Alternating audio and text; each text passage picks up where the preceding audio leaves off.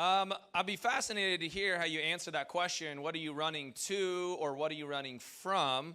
This whole year we've been in this series of storytelling, just looking at some of the bigger stories of the Bible. What's your relationship with the Bible like anyway? Is it like if you feel positive with the Bible right now, raise your hand. Yeah, that's pretty good. It's more than I thought. If you feel neutral with the Bible right now, neutral, that feels good. Okay, you're just like could, can't, no, haven't touched it in a while. That's actually okay. That's okay, right? Just curious about it. For me, though, about the end of last year, as I'm just thinking about this community and what we need, I'm like, we need some of these stories still.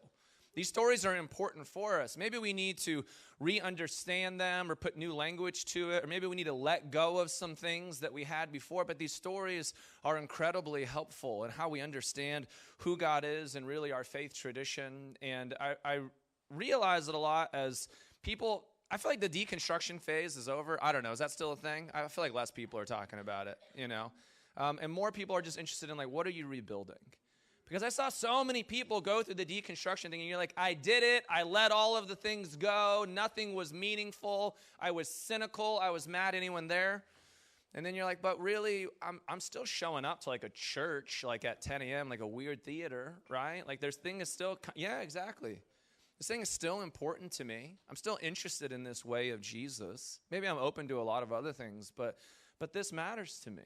And that's where we're at, is we want to tell these stories again. We want to get into them and say, yeah, what do they have for us? How, when I'm going through life, can I rely upon these stories to make meaning for my life? One of the things that I had been reading is, for the first time in history, we're mainly reacting versus creating our lives. Every other time in history, if you wanted content, you would choose to go buy a book or go to a store, or you would choose a show that you wanted to watch. You would have to wait until 8 p.m. till Survivor was out on Thursday. You would have all of your friends come over, right? American, you would really intentionally plan for it.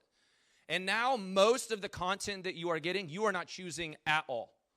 You're just immediately reacting to it and hoping that the algorithm is feeding you, and sometimes it is and sometimes it isn't, and you don't even have a choice.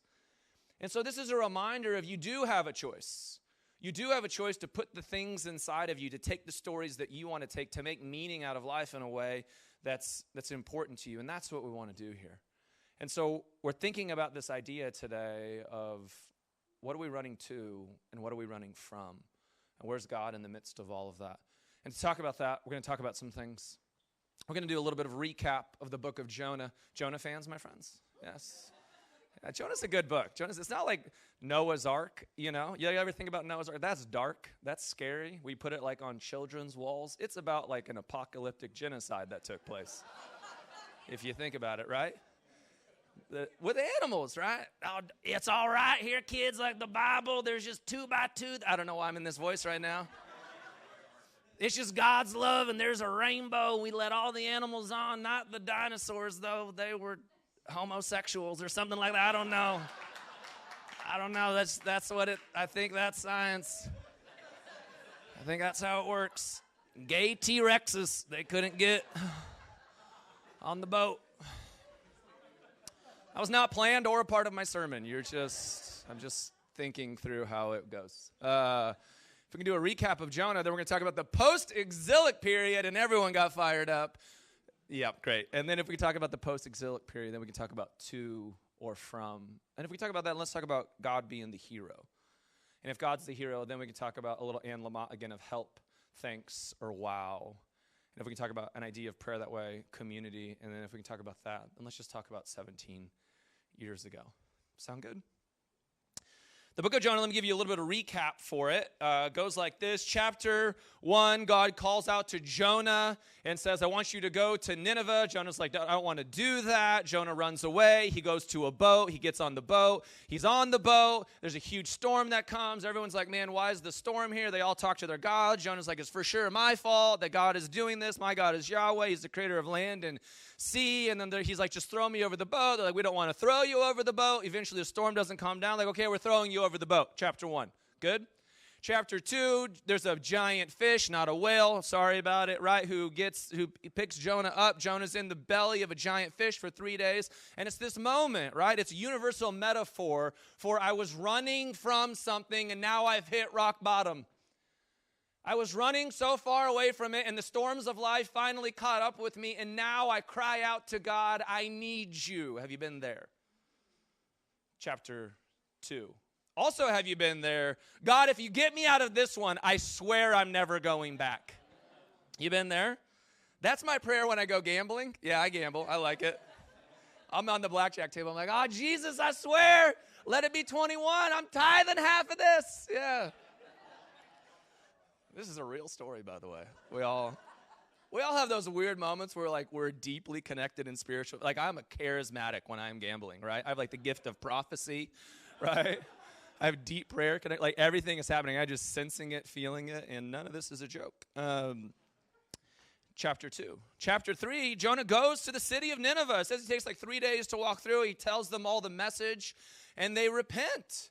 Oh, wow, that was puberty. They repent.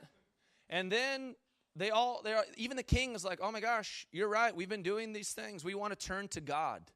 And they tell even the animals, right? They all put sackcloth on. Chapter 3. Chapter 4, Jonah is pouty. He is mad. He's upset. He's like, this is why I didn't want to do it. These are my enemies. These are the people who have hurt my people. I know that you are a good and gracious and compassionate God. And so I didn't want to go tell them that because I knew that they would actually hear the message. Have you ever been there where the people who are not the churchgoers and Christians actually tell a better story of God than the people who are? Yeah. That's why, honestly, I love pride parades. I'm like, oh, look at the freedom and celebration that's happening here. This feels a lot more like church. Go to a 12-step room. Feel the honesty that's here, that there are no secrets, and you don't have to explain yourself. Sometimes the most God-forsaken places, so to speak, is where God's actually most found. It's beautiful. And so Jonah's mad at God. He's pouting, and God's like, what right do you have to be angry with me on this one? So Jonah's pouting in a corner. He's sitting against a wall, and it's hot outside. So God grows this vine over Jonah's head, and it says it protects him from the sun, and he's shaded. And Jonah's so happy because even though he's pouty at God, he's still getting his way. You've ever been there? Right? If you're kind of getting what you want, then you're not as bad. And then the next day, God has an insect come and eats up the vine, and now Jonah's mad at God again. And God's like, really? Did you make the vine grow in the first place? What are you frustrated at here? And then even more the vine, so what you're telling me is because you're so angry at your enemies, you'd rather that 120,000 of these people die so that you feel right? And then the story ends there, and the last voice that you hear in the book of Jonah is God's. The story of Jonah is simply this. It's a universal story of reconciliation, and it's all about loving your enemies. That's what the story is about. And the story is found in this part of the prophets in the Old Testament or the Hebrew Bible because the Jews had gone through some things. They are in what we call in the academic world the post-exilic period. Just say post-exilic period with me. I feel like a 90s pastor's for saying that. Come on. Yeah.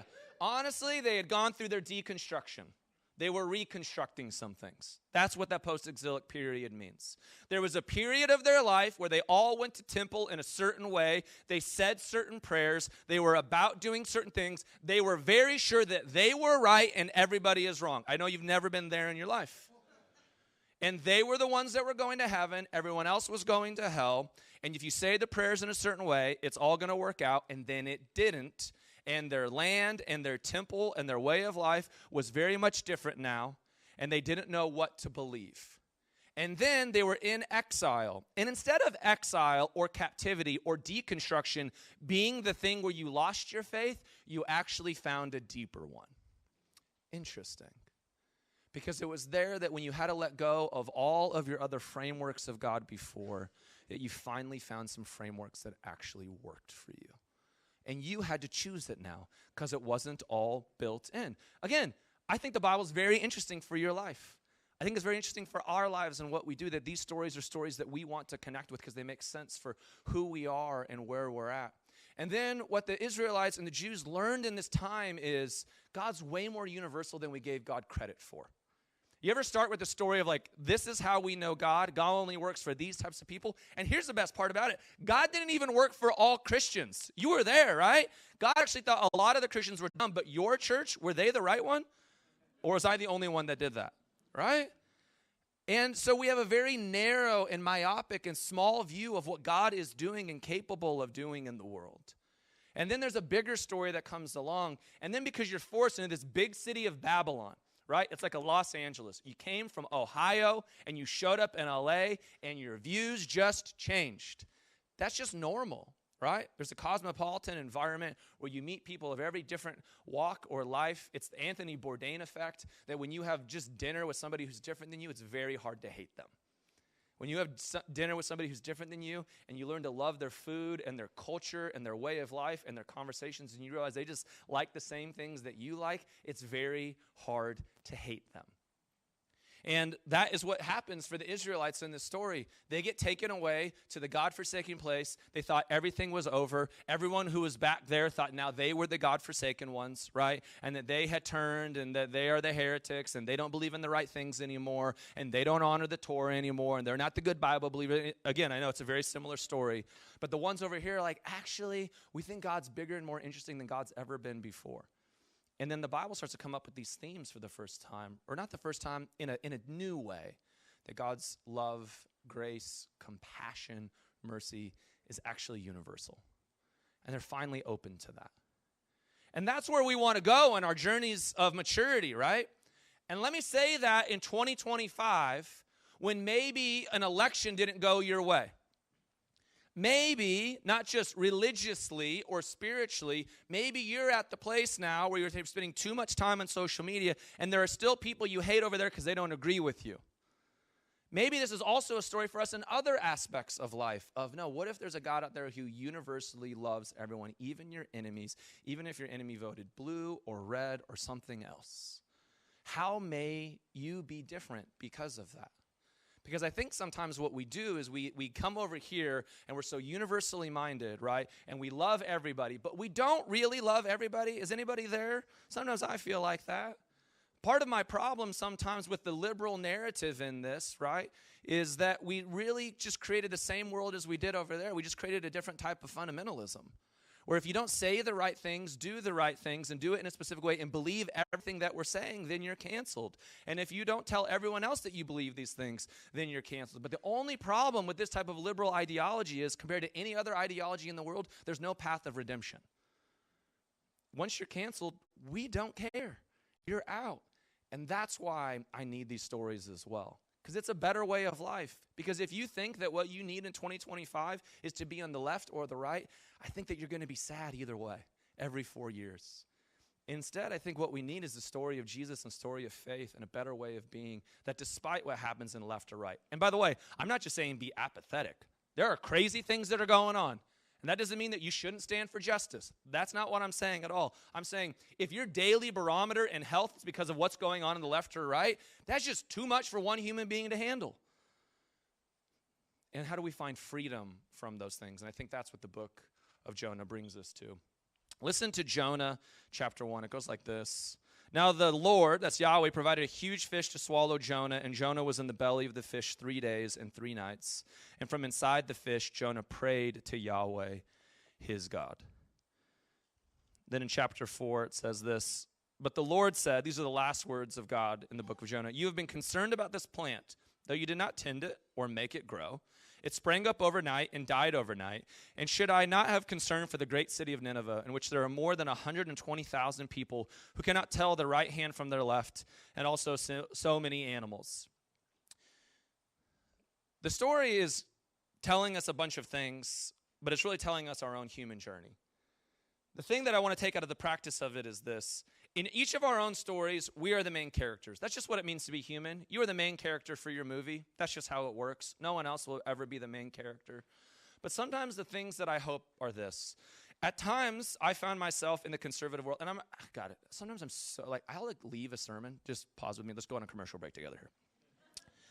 Sometimes I'll leave here. I was talking with another pastor about this the other day. I'm like, are you ever just so tired of hearing yourself preach? He's like, oh my God, all the time. I'm like, I know. That's how I feel. And you're like, we feel the same way, Cory. You are not alone in that, just to reassure you. But I hear myself saying conservative, liberal, because I think it's been the bounce that so many have went through. And I really don't care from a political standpoint. But I do remember, like, in the conservative world, that the main character was God, and I wasn't important, really. And that wasn't helpful for my life, right? And I've been on this big journey where I feel like the deepest connection with the divine, with God, with Jesus saying to me, like, no, I need you to love yourself. Because if you don't love yourself, that hurt, that pain will just keep leaking in unique ways. And God, like, refreshed me. God's like, I'm just fine. I'm God, right? Doing fine over here. Learn to love yourself. But then I get on the other side, like the liberal side of it. And it's like, I just love myself so much. I'm like, who's God again? Right? And then I think what I realized is, I think, of course, we're just the main characters of our event because it's just our story. It's just a movie that's playing. But the protagonist in our story is still God. That's what these stories bring us back to. And again, I keep looking behind me because you already said 12 steps. And as a fellow 12-stepper, I'm reminded of that, right? Came to believe that a power greater than myself could restore me to sanity. I've done all of the things by myself to restore me to sanity. And there's not enough therapy in the world. There's not enough crystals. There's not enough good energy. There's not enough whatever to restore me to sanity. Those things are helpful in repairing and healing and creating a path forward. It's not the same thing as God. And I think we're in this fascinating time in history, like, where we are longing for God again. Not like that over there, but like in this reality of, I know that I cannot do this whole thing on my own. I know that humanity needs something beyond themselves. And the story of Jonah is just reminding you of that. There's a God who's constantly pushing Jonah in the best ways towards whatever you want. You could say it's a story of, like, God's pushing Jonah towards loving enemy. Maybe it's just God pushing Jonah to run towards his purpose. Maybe it's God pushing Jonah to run towards what is healthy in his life. Maybe it's God pushing Jonah to run from some things that are no longer serving him. That's what the story is. And maybe the protagonist in our life is constantly doing that for us, constantly championing us on when we can't see clearly who we are or the best of what we're about. And there are times when life's just difficult. It's just plain difficult. There are people in this room, you lost a home in a fire because in January there were Santa Ana winds. You didn't plan on that. There are people in this room who are going through cancer. That's a real thing. You didn't plan on that. There are all kinds of things that happen in life that you did not plan on. And there's a protagonist out there that says, but I'm going to be here for you. That's the story. There's also, like, the subtle things. How many of you moved to Los Angeles because you want to be a creator? You have a story to tell.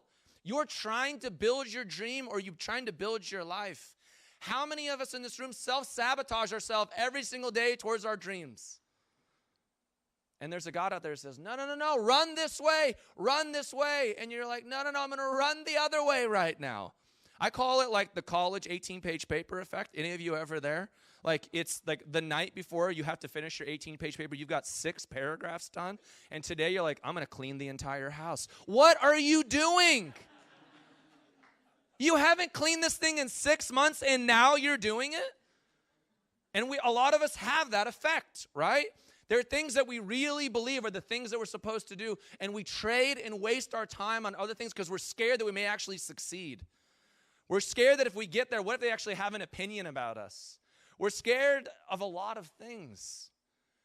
Sometimes I think what I'm running to or what I'm running from is my emotions. There's some emotions I want to run to. And I feel like God is, like, working in me to know, like, which are those, like, healthy emotions of, like, self-care and self-love and self-energy. And then there are other emotions, and there are other days where I feel like I run from that, right? There's old habits in me. Or instead of running for the good things that God has for me, I run away from it. I'm like, this will be a good idea. I did this thing for like 60 days where I just, like, didn't have, like, anything to drink. Like, I mean, alcohol. I drank water. Yeah. And just, by the way, I'm having some beers again, but just surprise alert, I slept better. Who would have thought? The other day I went to a Dodger game. I had like 2 beers. I slept so horribly that night. And I'm like, oh, what a mystery. Am I going to stop having beers at a Dodger game? Of course not, right? Because I'm not a Buddhist monk, right? I'm going to get a Dodger dog and eat peanuts, and I'm going to have just Modelo's. It's just the way that you go to Dodger games. I'm a Christian, for God's sake. But I know that there's some healthier habits out there for me that could work for my life. How many of you are there people that you keep running towards and they're not serving you? And you desperately want their approval and their attention and their love, and every time you go to them, it's insanity and they hurt you again. God, that's a painful lesson to learn in life, but we've all been there. How many of you know that these are people that you should be running from, and you just keep staying in their orbit? I think that's what the story is about. It's a God who's reminding you of, I know that you ran towards them again. And here you are at rock bottom once again, praying the prayer, I'll never do it again. I don't want to be here. I swear that I'm fine. If you just get me out of it this time, it's going to be okay. And there's a merciful and endlessly compassionate God whose grace never runs out and who will keep meeting you in the belly of that fish. That's a good story. That even as the main character in your own life, even when you're not always working it all out, the protagonist will show up for you. Okay?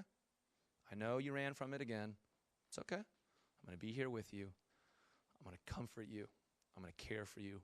We're going to get you back on your feet because it really is about progress. It is not about perfection. And it doesn't mean you have to live in shame. It doesn't mean you're evil. It doesn't mean you're bad. We're just figuring this thing out. But you're not figuring it out alone. I'm here with you.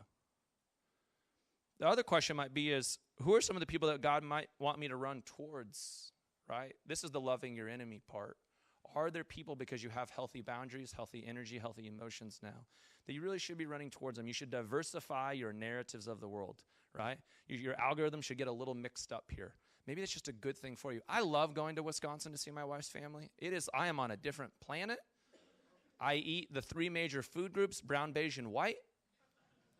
And it's a great place to be. And we have conversations. I'm like, there are 150 million Americans that think this way, and I don't. And that's so great to know, right? And they have good reasoning. I don't hear them. I'm like, you idiot. I'm like, I kind of got how you got there. I kind of got it. I get it. I don't agree with it. Maybe it's not for me, but I can understand from your perspective and your vantage point how you got there. And maybe what this story is just teaching us, maybe compassion's a good thing. Maybe sitting in compassion with people and listening to their stories is a good thing. Maybe you need to run from hate. That just energy is just not good for you, right? Run towards love. Run towards anything that unifies you. It's simply that, right? Hate divides, love unifies. If you feel that you feel unified in your heart, that's probably love. It's bringing you towards, closer, near, right? If you feel that angst, that push away, that movement, that is hate, and it's dividing. They're over there. And I know we're so mad when other people, like, when they're using that language, but then we use the same one. Where might God be leading you towards that type of listening compassion for other people, the same compassion that you want for yourself? Another practice that I think we get out of the book of Jonah is sometimes just the wisdom of community. In the first chapter, when Jonah's on the boat and he's running from like God's purpose for his life, basically, and the people are like, what's going on in the storm, right? And they're the ones still trying to look out for him. He's like, just throw me over the boat. And they're like, no, we would never do that to you. That's crazy. You want people in your life who are saying like, man, stop going towards those storms. Stop making those choices. Like, that's a good thing to have. Not like I used to be in college and we would have like accountability groups. Those were wild, by the way. Wild. This is a funny one. Wasn't planning on saying this, but why not? We used to have this calendar that any time that we lusted, we'd have to like mark it. Oh, this is not a joke, people. Because we thought that's the accountability that you needed. 18-year-old men, as if we weren't going to lust. We only thought about boobs, okay? That's what we were in college. And we were just like, if you do it, mark the calendar looked like a zebra, all right? And then you'd feel shame because you'd look at the zebra calendar, you're like, oh, none of us are good, right? So not that. That's not wisdom. That's honestly weird immaturity, right? But go find wisdom in your life, the people who really do know, love you, that they're running towards the same energy, love, unity that you're running towards for, and invite them into your life so that you don't have to do this thing alone. because you're aware, you're mature enough now to know it's not about like if storms are coming. Of course storms are coming. Are you going to be by yourself or not in those storms?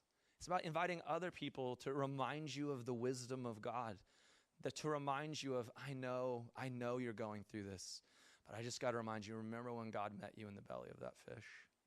Remember when you thought you were so alone? Remember when you thought you would never get through this? God was there for you. We were there for you. Invite community into your life. The last thing is invite prayer into your life, maybe in a different way. Again, I joke about like the gambling prayer. It's a real thing. Like if the Powerball ever gets over $1 billion, does anyone else go buy a ticket like me? Yes, swear to God. That's the only time, right? I go run towards that thing, and I am convinced every time I buy it, I basically won, right? I'm spending that money. I'm thinking about what I'm doing. And again, I am divinely connected in that moment. I think I might have to go to a 12-step gambling group now that I'm saying all these things out loud. But that's fine. But in other ways, are there places in your life where you're reminded, like, I want to be connected with God? I don't want my prayers just to be in those moments where I'm like, I'm in the belly of the fish and I'm crying out. I want my prayers to be deeply rooted in all of the good and the gratitude and the wows and the thank yous, not just in the helps in my life. My kids do that for me.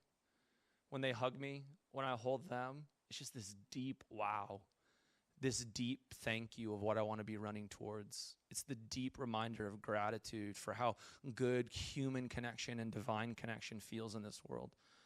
I meditate and pray in my shower, and when I just sit there, it's like this connection for me of, I almost long for it now, right?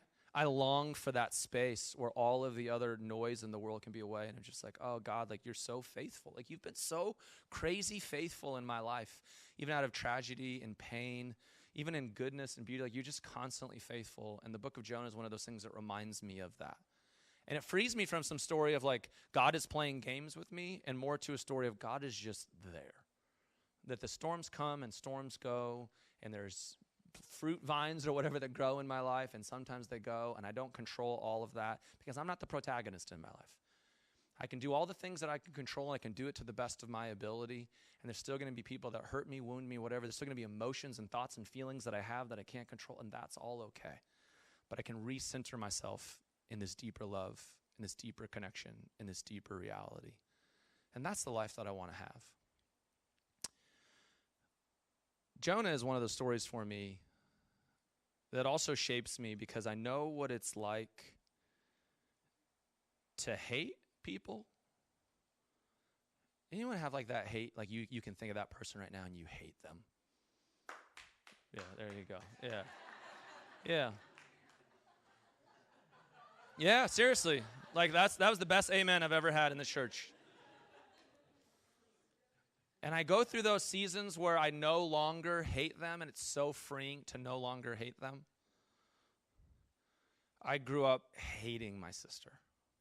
I hated her. She was a cocaine addict. She had 3 kids. She would trade her kids really as pawns for more drugs, and I didn't have the compassion or the awareness that she was just coping, that she was hurting, that she was longing. I didn't have any of that. I just hated her for it. And I would run at her with my hate and with my anger and with that energy, and I would run from her. Had no love or compassion to give her. And at that time, I was so righteous. I was so good. I was so holy. And here this person is, right? Screwing up everybody's life. But on March 30th, 2008, I get a call because they found her in a coma. 17 years ago at 6 a.m. in the morning, I remember my dad calling. You should get to Colorado. She's in a coma. She's intubated. And you should come say your goodbyes. And I didn't know what to feel because I hated her so much. So much. I remember getting to the hospital and everybody's there. I tell everyone just to leave the room. Tubes in her throat. And if you've ever been in this situation, you just know that this person can hear you. And finally, for the first time in my life, I just had compassion on her. Mercy for her. Grace for her. Love for her. Cannot imagine that she was here. And I remember just sitting by her side and finally telling her that I've hated you, but I love you. And I'm so sorry that you're here. I'm so sorry that you're here. I'm leaving the room, and an hour later, and a nurse coming out, letting us know that she had died. It's not where you want to find compassion.